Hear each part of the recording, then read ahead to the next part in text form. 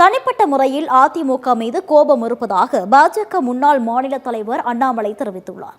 கோவையில் செய்தியாளர்களிடம் பேசிய அண்ணாமலை, முதலமைச்சராவதற்கு தகுதியற்றவர் எடப்பாடி பழனிசாமி என்று விமர்சித்துவிட்டு தற்போது ஏன் அவரை ஆதரிக்கிறேன் என்பதற்கு பதிலளித்தார். நான் பாஜகவின் தொண்டன் என்றும் கட்சியின் தலைமையும் தலைவர்களும் எடுத்திருக்கும் முடிவை செயல்படுத்துவது எனது கடமை எனவும் தெரிவித்தார். ஒரு தற்கூறி அவருக்கு முதலமைச்சராக தகுதி இல்லைன்னு ஏற்கனவே நீங்க விமர்சனம் பண்ணிருக்கீங்க.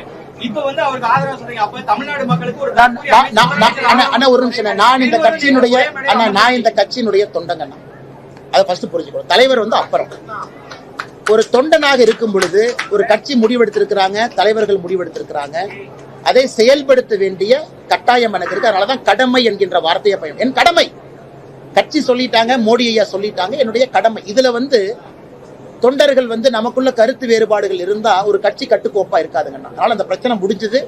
எங்களுடைய கடமை தலைவர்கள் சொல்லிட்டாங்க, செய்ய வேண்டியது அண்ணாமலை என்கின்ற அந்த தொண்டனுடைய பொறுப்பு. உங்களுக்கு தெரியும், எனக்கு தனிப்பட்ட முறையில கோபம் இருக்கு, ஆற்றாமை இருக்கு, அது வேற இது வேறங்கண்ணா. அதனால என்னை பொறுத்தவரை அண்ணாமலை என்கின்ற தொண்டன் கட்சி சொன்னதை கேட்டு செயல்படுத்திக் கொண்டிருக்கிறார்.